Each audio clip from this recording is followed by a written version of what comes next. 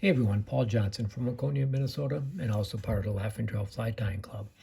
Today I'm going to be tying a Blue Wing Olive Emerger, specifically Ed Engle's Bubblehead Emerger. So it's a pattern that somebody from our Laughing Trail Fly Tying Club introduced me to, and actually they helped me put it together with the right materials. So size 16 emerger hook, the tail and the abdomen are pheasant tail fibers. It does have a ribbing of gold wire. The bubble, if you will, is a small silver bead. It does have legs with crystal flash, red crystal flash in a size midge. And in the thorax, I do a little bit of super bright dubbing in peacock.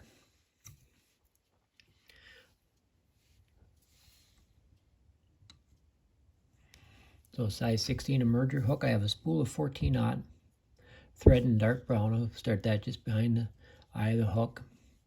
Put a little thread base back to have my thread just in front of the hook point.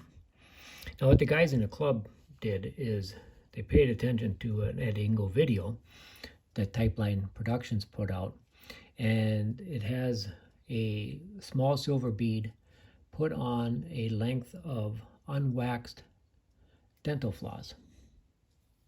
And if you just capture that in there, and then you can orientate that bead in place and snug it back with that dental floss, and then just some X-wraps to lock that into place, and you should have that orientated on there.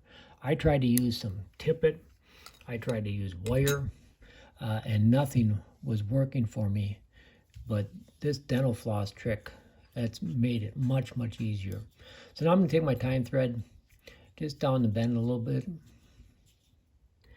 I've got 8 pheasant tail fibers, and what I found with tying this fly is really easy to get your tail too long. So I'm just going to come in here, make a couple wraps of tying thread. Tail's just a little bit too long, so I'll try to pull up on them a little bit. That looks better. Locking wrap. Now I've got the length of gold wire, size small. I'll just tie that in with one wrap at that tie-in point, lift the pheasant tail fibers out of the way, and then I'll pull that or wrap that wire down up to the bead.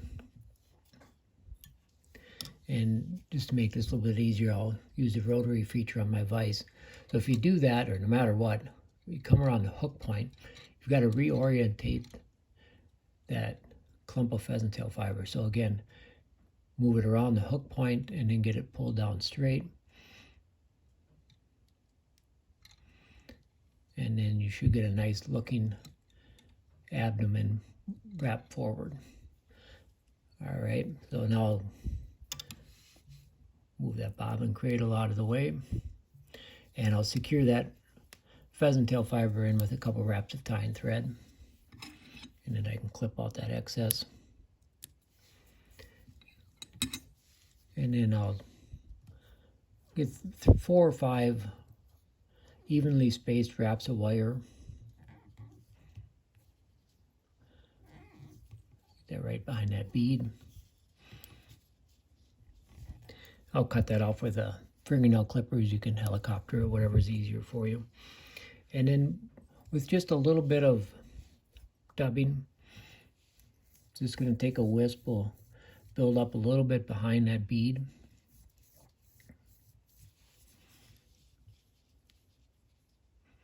And I'll come underneath. And I've got a length of that crystal flash, so I'll just fold it in half. So I have 2 lengths. Now I'm going to give my bobbin just a little bit of a counterclockwise spin to cord it up a little bit. And I'll make a couple wraps of tying thread, hold that in place, and then I'll take the front ones and just pull them around to the far side of the hook. And I'll come in with a little bit more, of that peacock dubbing.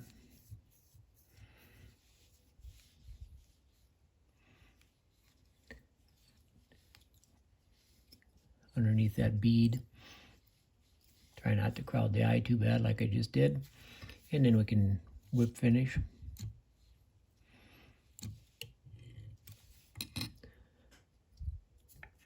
Cut off my tying thread. If you have some of that excess dubbing, you can clip that out of the way. I'll pull both those wings back or legs back and just clip them off so they're a little bit short. I think Ed Engle just used the pheasant tail fibers. I think the little crystal flash wings or legs look a little bit better. So there it is.